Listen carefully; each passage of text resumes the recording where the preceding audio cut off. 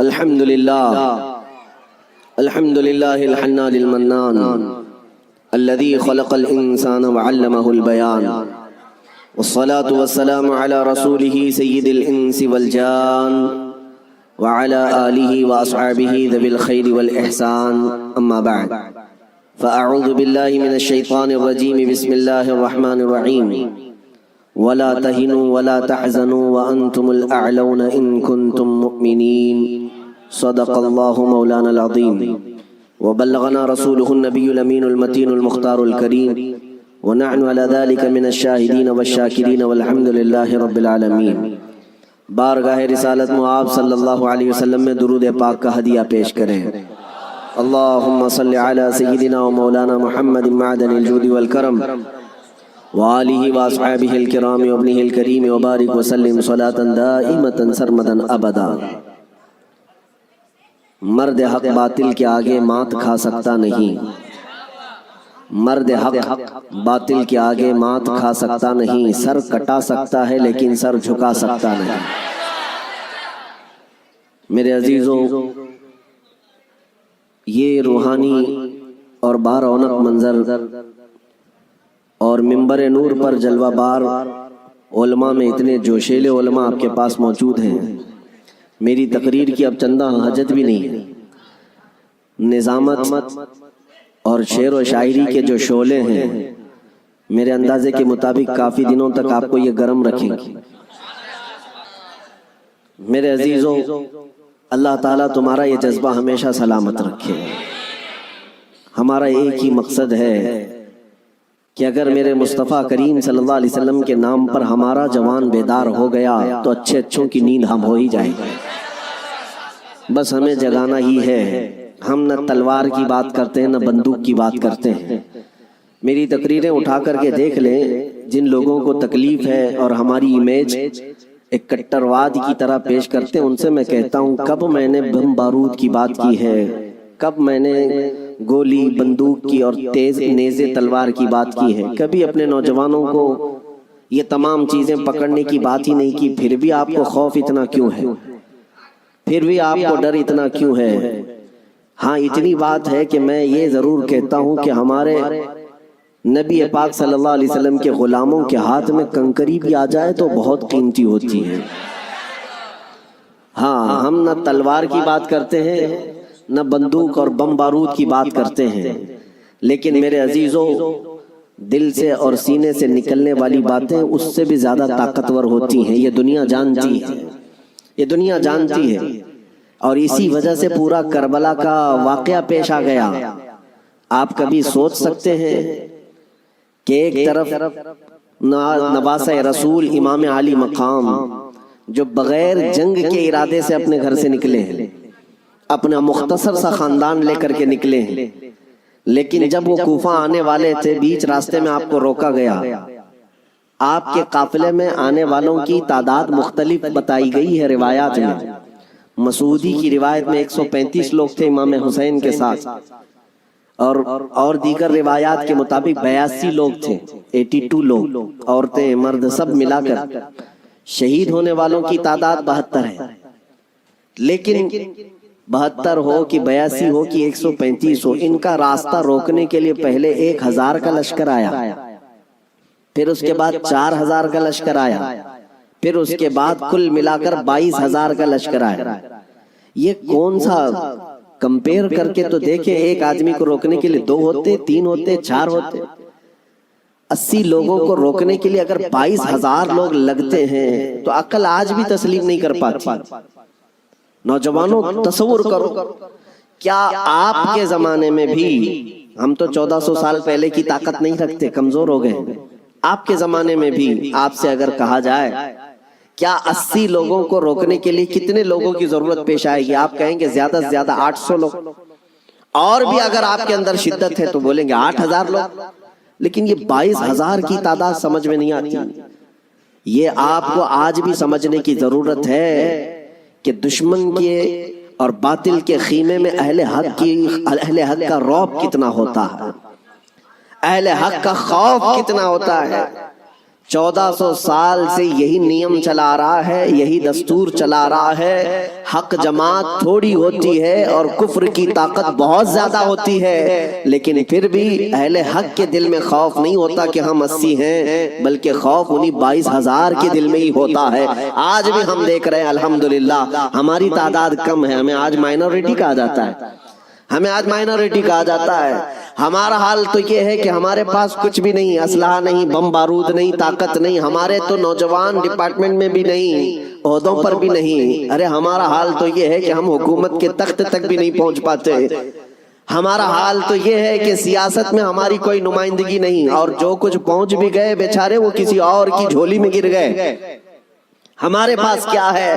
مذہب و ملت میرے مصطفیٰ کے ناموس کی نمائندگی کرنے والا کون ہے؟ اکا دکا ہو سکتا ہے، لیکن یہی مائنورٹی ہو، اقلیت کی تعداد ہی ہے۔ ہمارے پاس کچھ بھی نہیں ہے۔ پھر میں پوچھتا ہوں یہ ٹی وی میں 24 گھنٹے صرف مسلمان ہی کیوں نظر آتے ہیں؟ میڈیا ان کا ہاٹ ایشو اگر آج کے زمانے کا ہے، کچھ بھی ہو، مسجد ہوگا، برقع ہوگا، داڑھی ہوگی، ٹوپی ہوگی، ہم ان سے پوچھتے ہیں میاں یہ تو بہت تھوڑے سے ہیں ہندوستان میں۔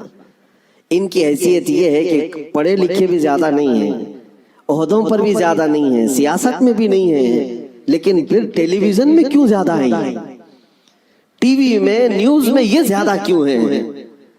تو جانکار لوگوں کی طرف سے جواب آتا ہے کہ ساری دنیا آج تک وہ کربلا کا واقعہ بھول نہیں پائی ہے۔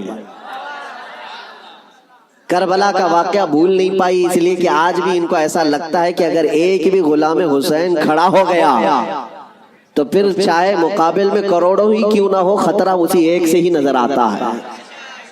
میرے عزیزو، ایک بات یاد رکھنا، ہم مومن ہیں اور ہمارے لیے موت کوئی حادثہ نہیں ہے۔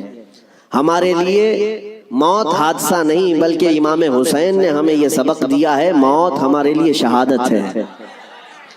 اگر حق کی راہ میں کٹ گئے، مر گئے، تو یہ ذلت نہیں، عیب نہیں، بلکہ رہتی دنیا تک مولا تمہارے نام کا یہ اعلان فرماتا ہے کہ اسے اب کوئی مردہ نہ کہے۔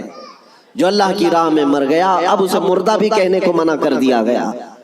اس لیے یہ تصور ہمارے پاس ہے الحمدللہ۔ اور ایک بات اور بھی میں آپ کو بتا دوں، دنیا کو اگر آج کسی بات کا سب سے زیادہ خوف ہے تو کیا ہے؟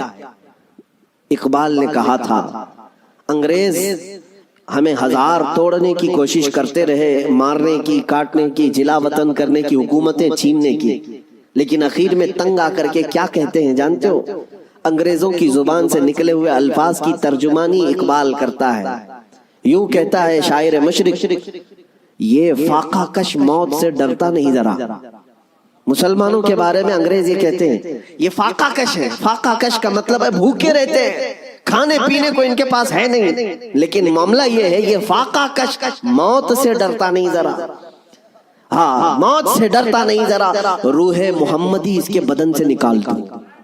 وہ انگریز یہ کہتے ہیں کہ روح محمدی نکالو اس کے بدن سے، ان کے کپڑے چھین لو، ان کی جائیدادیں کرک کر لو، ان کے بچے مار دو، ان کی حکومتیں چھین لو، کچھ نہیں ہونا ہے ان کے ساتھ جب تک ان کے سینوں میں عشق محمدی ہے، یہ پھر جمع ہوتے رہے۔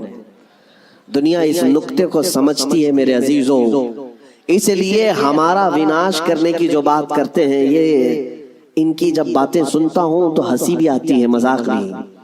یہ اپنے گوفے میں بیٹھ کر کہتے ہیں کہ ہم 2 سال کے اندر پورے اسلام کا وناش کر دیں گے، ختم کر دیں گے۔ میں اکثر یہ کہا کرتا ہوں ان کو اپنے بدن کی کھجلی مٹانا نہیں آتا، اتنے دین اسلام اور اس کی حقانیت کو مٹانے کی بات کر جاتے ہیں۔ عزیزان گرامی، آپ تمامی حضرات کربلا ابھی سنے ہوئے ہوں گے، اشرا مجالس میں آپ نے شرکت کی ہوگی، مولا حسین کی داستان کربلا سنی ہوگی۔ اس کے بعد اب جو آپ کو درس لے کر کے کھڑا ہونا ہے وہ کیا ہے؟ وہ فاضل بریلوی امام اہل سنت احمد رضا خان نور اللہ مرقدہ سے سنو۔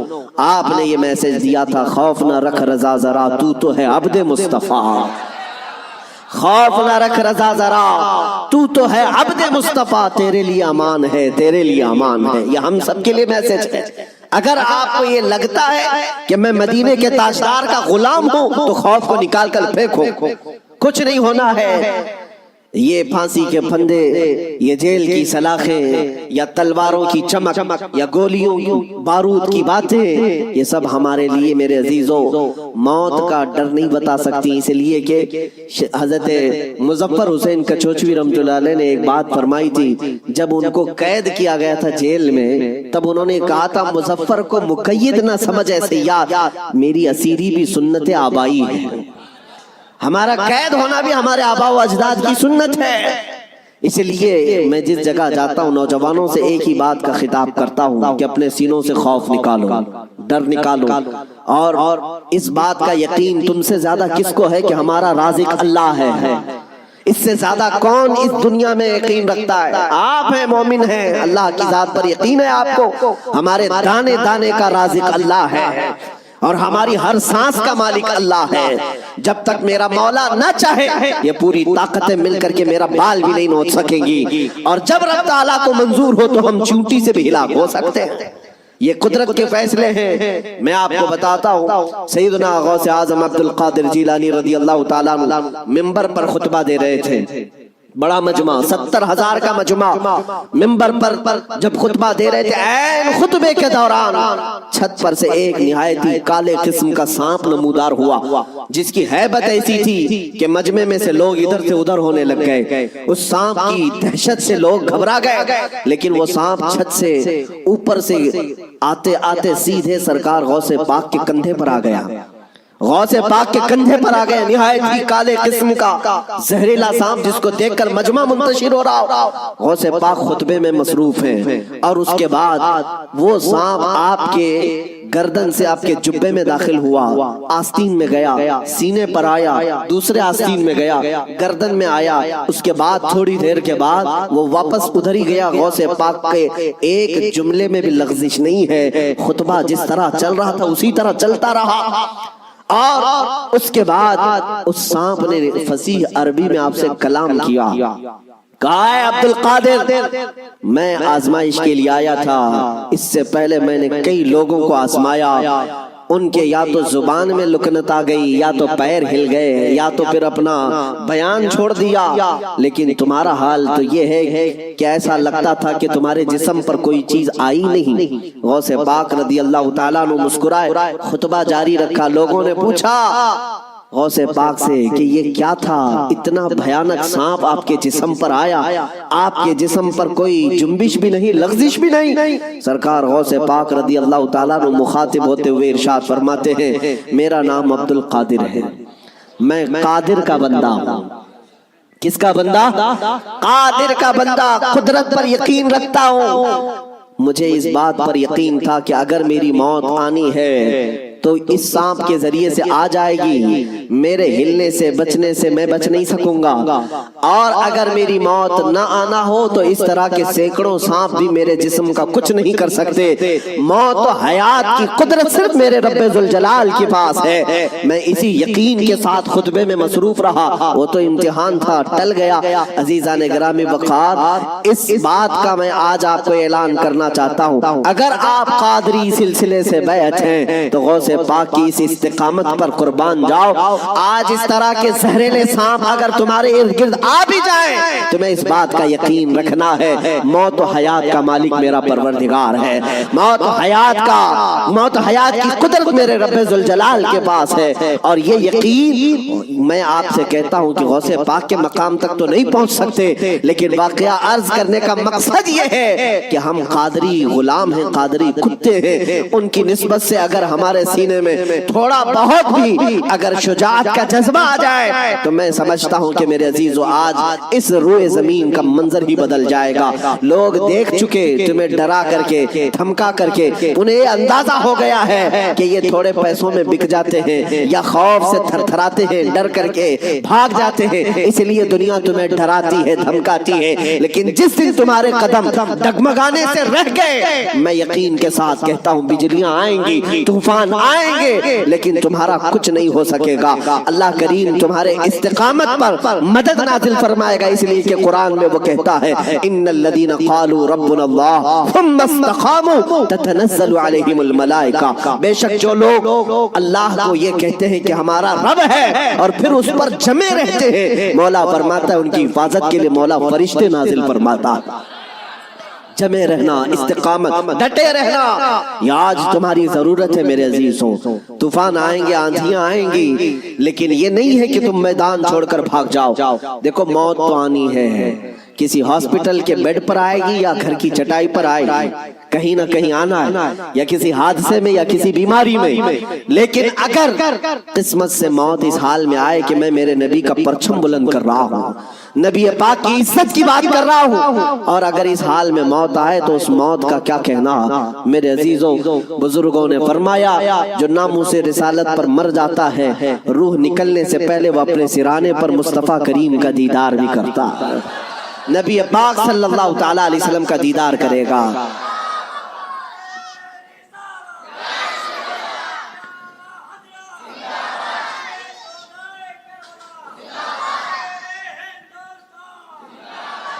آج میں آپ کے سامنے دو چند جھلکیاں بتاؤں گا، واقعات کربلا تفصیل سے بیان کرنے کا موقع نہیں ہے، آپ نے 10 روزہ مجالس میں تفصیل سے سن لیا ہوگا، دو چند ان کی جھلکیاں واقعات کربلا۔ اور ایک بات میں بتا دوں، کربلا کے واقعات ماتم کرنے کے لیے نہیں سنائے جاتے، ہاں صرف اور صرف واویلا مچھانے کے لیے نہیں، غم اپنی جگہ پر۔ میرے عزیزوں، ہم سے زیادہ غم کون کرے گا؟ مولا حسین کا، اس لیے کہ ہم اہل سنت و جماعت ہیں، ہم سردار نوجوانان جنت کے سردار سیدنا امام علی مقام کی شہادت کا کیا غم نہیں کرتے؟ غم ضرور کرتے ہیں، لیکن آج واقعات کربلا کو سننے والے اور بولنے والے دونوں کے لیے میں آج ایک بات بتا دوں، صرف اور صرف رونے دھونے کے لیے واقعات نہیں بیان کیے جاتے، بلکہ ہر بزدل کو جوان شیر بنانے کے لیے واقعات کربلا سنائے جاتے۔ بلکہ میں تو کہتا ہوں اگر بیان کرنے کا انداز، میں تو مقرر نہیں ہوں، میں خطیب نہیں ہوں، میرے پاس کوئی انداز بھی نہیں ہے، میں تو اپنی گفتگو کرنے کا عادی ہوں، لیکن اگر سچا غلام حسین کوئی منبر سے بیان کرے، دیکھنا قسم رب ذوالجلال کی 80 سال کا بوڑھا بھی تمہیں 25 سال کا جوان نظر آنے لگ جائے، اس کا جذبہ جوان نظر آئے گا۔ مولا حسین کے واقعات سننے کے بعد میں آپ کو بتاتا ہوں، سیدنا امام علی مقام مکہ سے نکل کر کے کوفہ جا رہے تھے، بہتوں نے منع کیا آپ کو، لیکن آپ کے سامنے کوفہ کے خطوط موجود تھے، اتمام حجت کے لیے آپ تشریف لے جا رہے تھے۔ بیچ راستے میں کوفہ کا گورنر عبید اللہ ابن زیاد، حر بن یزید، یہ نام یاد رکھیں، حر بن یزید الریاحی کو 1000 کا لشکر دے کر بھیجا کہ حسین کا راستہ روک لو اور انہیں کوفہ کی طرف آنے نہ دو، دائیں بائیں ادھر ادھر چلاتے رہنا۔ حر بن یزید کوفہ پہنچنے سے کافی پہلے ہی مولا حسین کا راستہ روک لی۔ توجہ چاہتا ہوں، حر بن یزید کس کی طرف سے آیا؟ وہ سپہ سالار تھا، یزیدی فوج کی طرف سے آیا، 1000 کا لشکر لے کر آیا، لیکن جب وہ آیا مولا حسین کے پاس، راستہ روک لیا اور کہا ہم آپ کو کوفہ جانے نہیں دیں گے، آپ بغاوت کر رہے ہیں وقت کے خلیفہ امیر المومنین یزید سے۔ ان کے ذوم باطل میں یہی تھا، اور اس کے بعد وہ راستہ روکے اتنی دور تک چلتا رہا، کبھی دائیں کبھی بائیں۔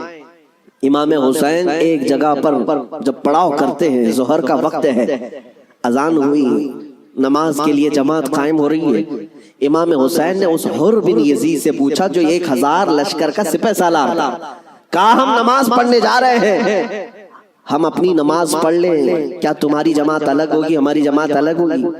حر بن یزید نے کہا نہیں، امام آپ ہی ہوں گے، ہم مقتدی ہوں گے، اقتداء ہم کریں گے۔ امام حسین مصلی پر ہیں، راستہ روکنے کے لیے جو آیا ہے یزید کا سپہ سالار، وہ اقتداء کر رہا ہے، 1000 لشکریوں کے ساتھ اقتداء کر رہا ہے، ظہر میں بھی، عصر میں بھی، مغرب میں بھی، عشاء میں بھی، کنٹینیو جو نمازیں ہوتی ہیں نماز امام حسین ہی پڑھاتے ہیں، اور راستہ روکنے کے لیے آیا ہوا یزید کا سپہ سالار اقتداء کر رہا ہے۔ میں علماء سے کہتا ہوں میرے عزیزوں، بڑا عظیم نکتہ ہے، اگر حسین کے سچے وفادار ہو تو آج بھی ہزاروں یزیدی تمہاری بھی اقتدا کرنے کو تیار ہیں، کرتے ہیں، مجبور ہیں۔ اگر سچے حسینی بن جاؤ تو اقتدا تو ہوگی، لیکن جو بات مجھے عرض کرنی ہے وہ یہ ہے، راستہ روکا اور اس کے بعد پھر پیغام آیا کہ امام حسین کو کوفہ کی طرف آنے مت دینا، کسی اور راستے کی طرف لے جاؤ، کسی اور راستے کی طرف وہ زبردستی لے گیا۔ پھر وہ میدان آیا جس کو کربلا کہا جاتا ہے، امام حسین وہاں اتر گئے اور ایسی جگہ پر آپ کو اتارا گیا جہاں پانی نہ ملے، دریا کے اوپر سارے یزیدی فوج کا قبضہ۔ اب سنیے، محرم کا مہینہ ہے، 7ویں آ گئی، 8ویں آ گئی، اس کے بعد یہ صلح مصالحت کی بھی باتیں چلتی رہی۔ امام حسین نے پیغام بھیجا تھا عبید اللہ ابن زیاد کو، 3 آپشن دیے تھے، کوئی قبول کر لو، لیکن وہ ظالم آپ کے خون کے در پہ تھے، مانے نہیں، 4000 کا لشکر دے کر بھیجا، پھر اس کے بعد تقریباً 15000 کا لشکر دے کر بھیجے، 15000 یا 16000 کا لشکر دے کر دوبارہ بھیجا۔ اب یہ 9ویں محرم آئی ہے، توجہ چاہتا ہوں، 22000 کا لشکر، امام حسین نے خطبہ دیا کہ میں تمہارے پاس جنگ کرنے کی نیت سے نہیں آیا، تم میری عظمت نہیں جانتے، میں فاطمہ زہرا کا بیٹا ہوں، حیدر کرار کا نور نظر ہوں، رسول اللہ کا نواسا ہوں، میرے خون سے اپنے ہاتھ رنگین نہ کرو، ان پر کوئی بات اثر نہ کرے۔ اس کے بعد حر بن یزید جو 1000 کا لشکر لے کر سب سے پہلے راستہ روکنے آیا تھا، وہ یزیدیوں کے پاس آیا اور کہا ان کی ایک بات تو مان لو، وہ جنگ کرنے نہیں آئے، اگر وہ صلح چاہتے ہیں تو ختم کر دیتے معاملہ۔ لیکن یزیدی فوج کے جو بڑے سپہ سالار تھے، عمرو بن سعد یا شمر، ان لوگوں نے کہا اے حر، تجھے مصالحت کرنے کے لیے نہیں بھیجا گیا ہے، تجھے فوجی بنا کر بھیجا گیا ہے، لڑنا ہے تو ہمارے ساتھ لڑو ورنہ یہاں سے دفع ہو جاؤ۔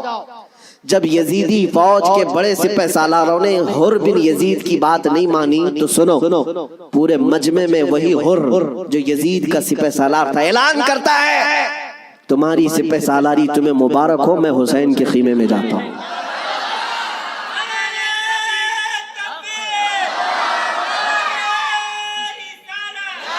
توجہ، حر بن یزید نے کہا مجھے اب نظر آ رہا ہے کہ حق اور حقانیت حسین کے خیمے کی طرف ہے، مجھے جانے دیں۔ ان لوگوں نے کہا تم جا سکتے ہو۔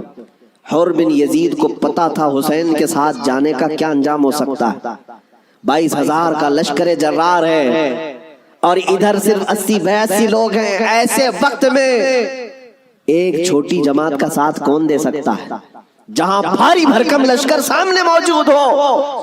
میرے عزیزوں، ایک چھوٹی جماعت کا ساتھ صرف وہی دے سکتا ہے جس کے سینے کو مولا ہدایت کے لیے کھول دیتا ہے۔ میں نے دیکھا ہے مصیبتوں کے وقت کون ہمارے ساتھ کھڑا ہوتا ہے۔ لوگوں کی نظروں میں بہت بڑی بڑی حکومتیں ہوتی ہیں، ارے بہت سارے لوگ تو ڈر جاتے ہیں ان کے ساتھ کھڑے ہو جائیں، فوٹو میں آ جائیں گے تو کل کیس ہمارے اوپر بھی ہو جائے گا۔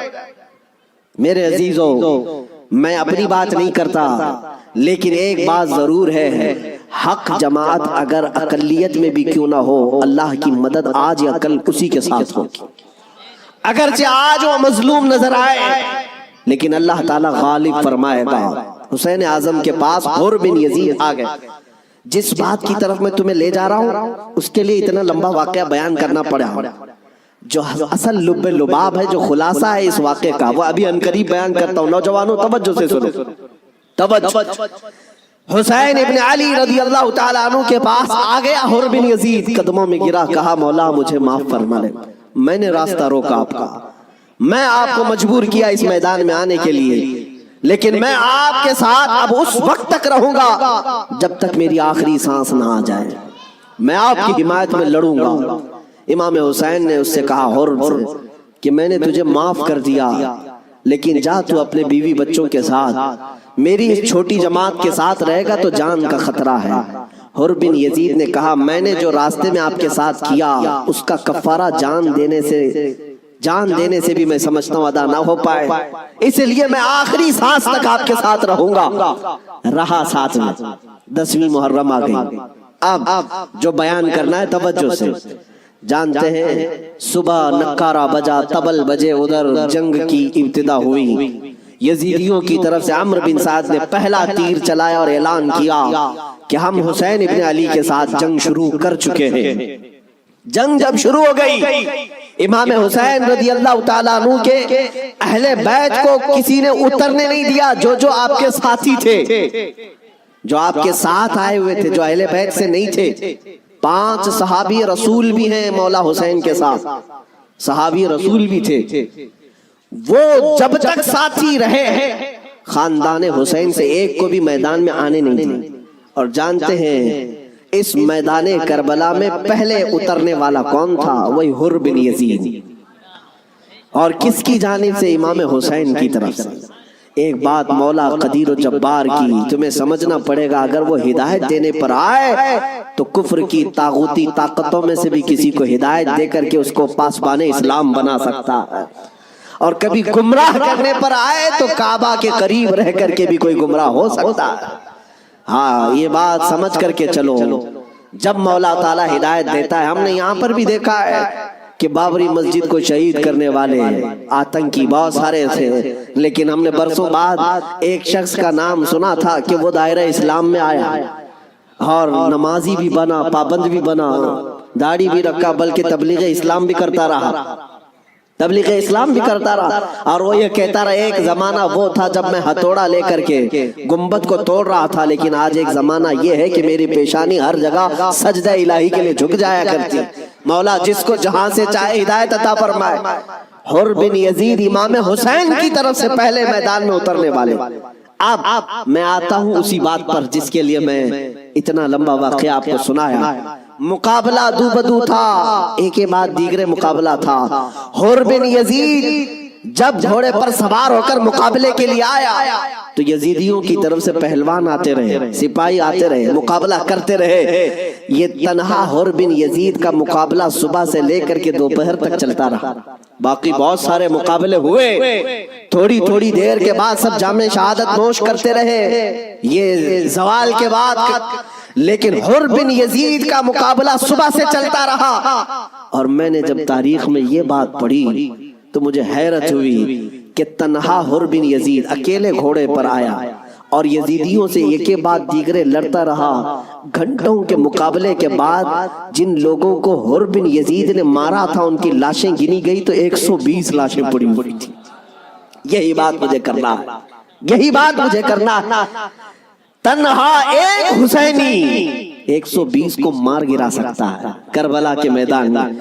तुम सिर्फ ये सुनते हो कि हुसैन आजम के बच्चे शहीद हो गए, लेकिन हुसैनियों ने जिनको काटा है वो क्यों नहीं सुनते? वो कम नहीं थे, बहुतों को फना फिन्नार किया। अब जो बात कहनी है वो ये है, हुर बिन यजीद खानदान हुसैन से नहीं है, अहले बैत से नहीं है, अंसार में से भी नहीं है जो साथी वहां से आए थे, बल्कि एक दिन पहले तौबा करके हुसैनी बना तो दूसरे दिन की ताकत का हाल ये है।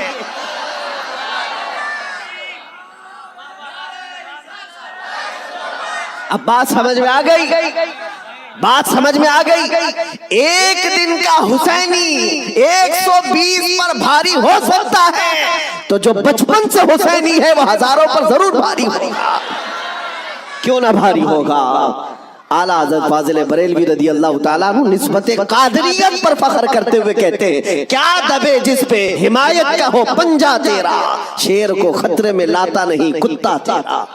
अजीज़ान गिरामी, निस्बत कादरियत पर जब इतना फख्र है तो निस्बत हुसैनी पर कितना फख्र हो। मौला हुसैन की निस्बत ने अच्छे अच्छों को जवान कर दिया। और उनके सगे भतीजे इमाम कासिम ने, जानते हो उम्र क्या थी इमाम कासिम की? यहाँ बैठे हुए अक्सर लोग उम्र में बड़े होंगे बहुत सारे, 19 साल की जवानी थी, 19 साल की जवानी।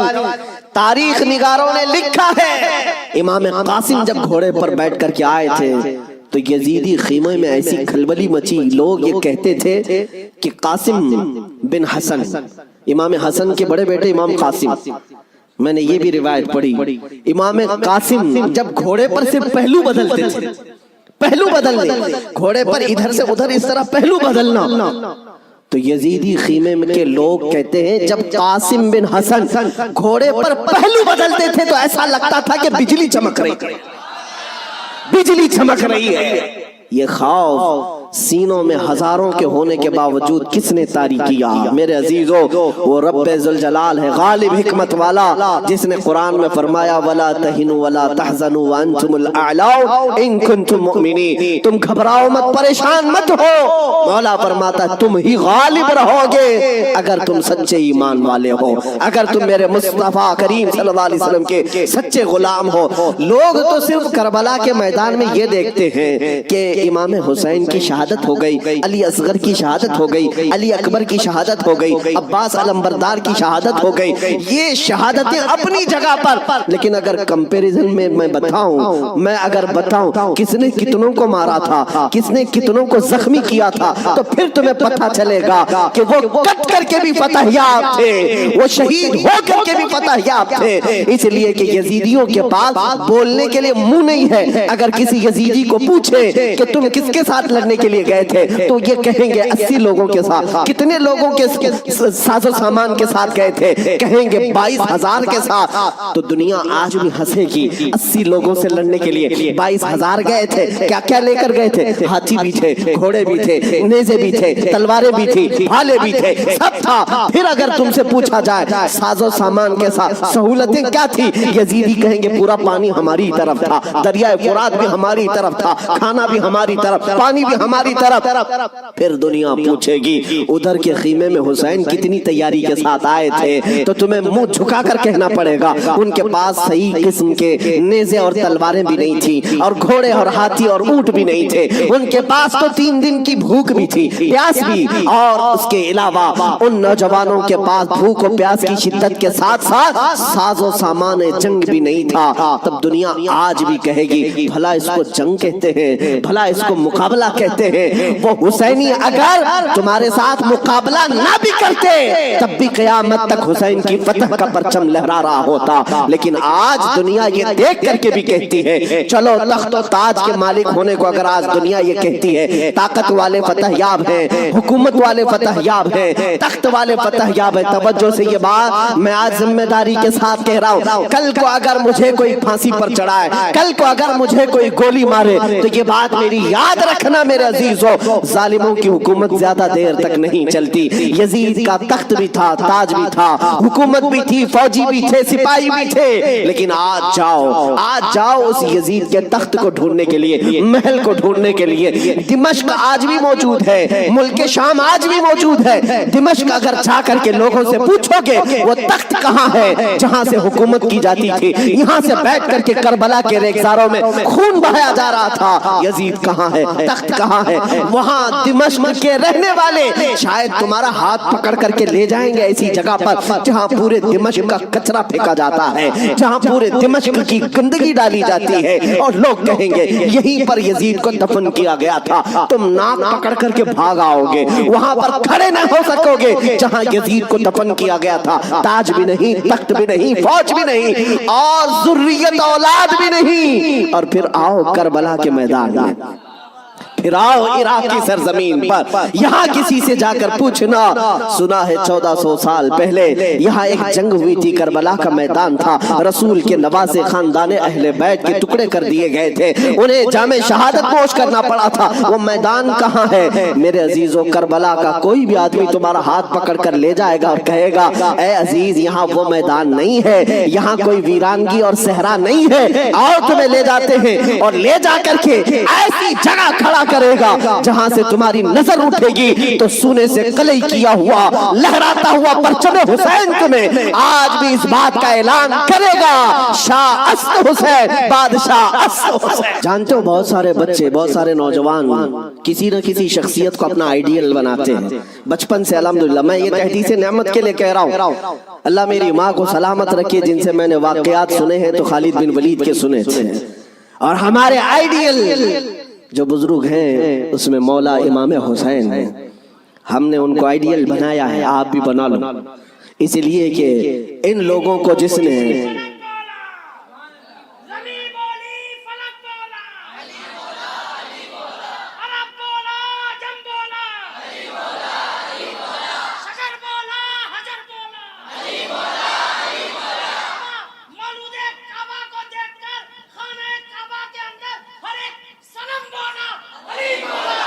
علی مولا۔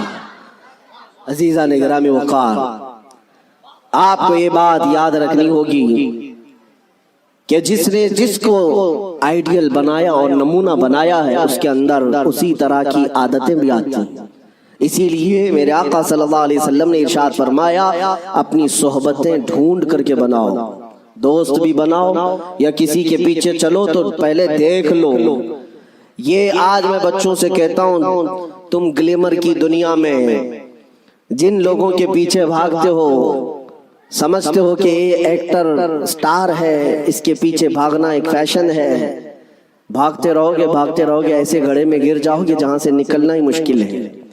ہم نے دیکھا ہے ان دنیاوی مکاروں اور عیاروں کے پیچھے بھاگنے والے نوجوان کبھی سکھ سے نہ رہ سکے، اور ان کی حیثیت کیا ہے؟ فلموں میں آ کر کے تھرک کر کے ناچ کر کے مجرے دکھا کر کے اگر لوگ یہ سمجھتے ہیں کہ یہ بہت بڑے سٹار ہیں، میرے عزیزو ذرا حسن بکھرنے تو دو، بڑھاپا آنے تو دو، اور جب پھر جھریاں پڑ جائیں، کمر ٹیڑھی ہو جائیں، تو پھر ہم دیکھتے ہیں کتنے فین ہیں تمہارے۔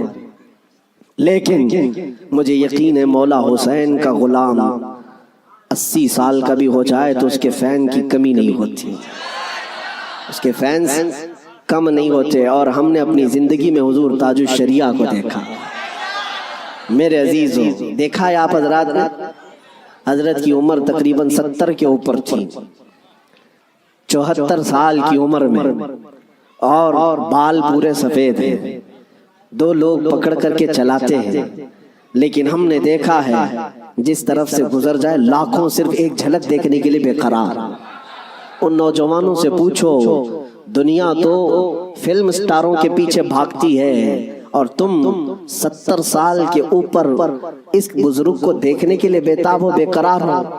اور حد تو یہ ہے میرے عزیزوں، نہ ان کے آنے کا کوئی پرچار، نہ سوشل میڈیا کا زمانہ، نہ فیس بک، واٹس ایپ اور انسٹاگرام میں ہے ان کے آنے کی جانے کی خبریں، نہ ان کے جلسوں کی خبریں، لیکن پھر بھی آپ نے دیکھا کہ پورا زمانہ ٹوٹ پڑتا تھا۔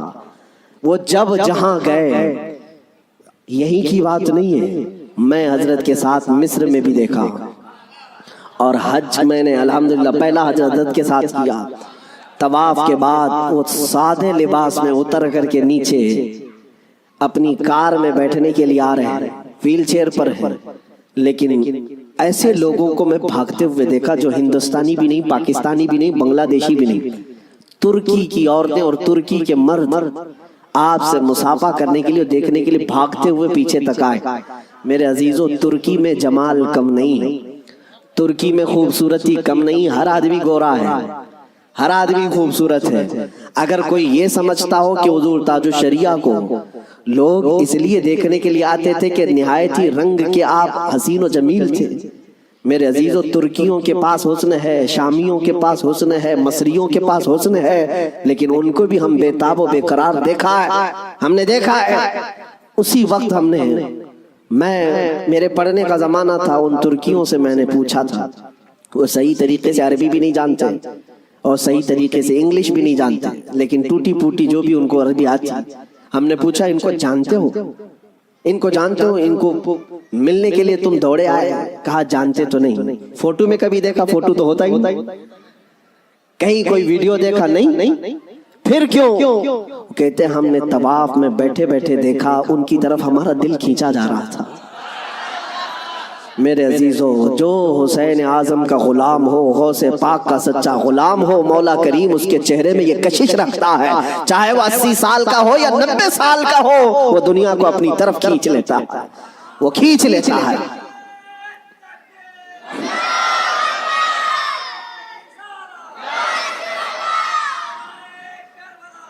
اب آؤ میں آپ کو بات بتا دوں، مر جانا، کٹ جانا، یہ ہماری انتہا نہیں ہے۔ اگر کوئی یہ سمجھتا ہے کہ ہمیں پھانسی دے کر کے یہ ختم کر دے گا تو اس کی خام خیالی ہے۔ یہاں پر انگریزوں کا دور تھا، 100 سال تک یہ اتنا ظلم کرتے رہے، ہندوستان میں آج بھی وہ تاریخ رقم ہے، لیکن سب سے زیادہ انہوں نے اگر کسی پر ظلم کیا تو مسلمانوں پر ظلم کیا انگریزوں نے۔ اور ان کو بھی آپ میں بتاؤں، آج پھر وہ دور ہمیں نظر آ رہا ہے ظلم کا، کسی ایک خاص کمیونٹی کو ٹارگٹ کرنا۔ انگریز ڈرتے تھے کس سے جانتے ہیں؟ جن لوگوں سے وہ ڈرتے تھے وہ کالا پانی کی سزا دیتے تھے۔ انڈمان نکوبار، جزیرہ انڈمان کو بھیجتے تھے، لیکن جزیرہ انڈمان نکوبار میں جو جیل ہے جہاں بھیجتے تھے، وہاں سب سے زیادہ اگر کسی کو انہوں نے بھیجا ہے تو وہ علماء اہل سنت کو بھیجا ہے۔ یعنی آج سے 100 سال پہلے بھی انگریزوں کے خیمے میں کھلبلی تھی تو علماء سے ہی تھی، حق بولنے والے علماء، علماء ربانیین، اور پھانسی پر چڑھایا ہے 30,000 علماء کو اہل سنت و جماعت کے۔ ایک بات میں آپ کو بتانا چاہتا ہوں، علامہ کفایت علی کافی رحمۃ اللہ علیہ مراد آباد شہر کے رہنے والے ایک عاشق رسول، ان سے انگریز اتنا ڈرتے تھے، اتنا ڈرتے تھے، کیونکہ جانتے تھے کہ ان کی زبان سے نکلے ہوئے کلمات سے اچھے اچھوں کے دل بدل جاتے ہیں۔ ان کو پتا ہے عالم ربانی، عالم حقانی کی زبان کو وہ توپ سے زیادہ اہمیت دیتے ہیں۔ کوئی توپ اور بندوق سے مارے اس سے زیادہ اہمیت ان کو ایک عالم ربانی کی زبان سے نکلے ہوئے حق جملے۔ اسی لیے کفایت علی کافی کو گرفتار کرنے کے لیے جانتے ہیں کتنے لوگ آئے تھے؟ انگریز فوج کے 3,000 لوگ آئے تھے ایک عالم کو گرفتار کرنے کے لیے۔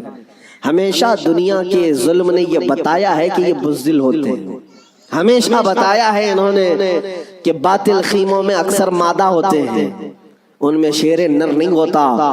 ایک اہل سنت و جماعت کے عالم ربانی کو گرفتار کرنے کے لیے 3,000 کی فوج آئی اور گرفتار کیا، اور انہیں گرفتار کر کے سزائیں کیا دی تھی جانتے ہیں؟ ان کے جسم پر گرم استری پھیری جاتی تھی، اور جب ان کی چمڑی جل جاتی تھی تو نمک چھڑکا جاتا تھا۔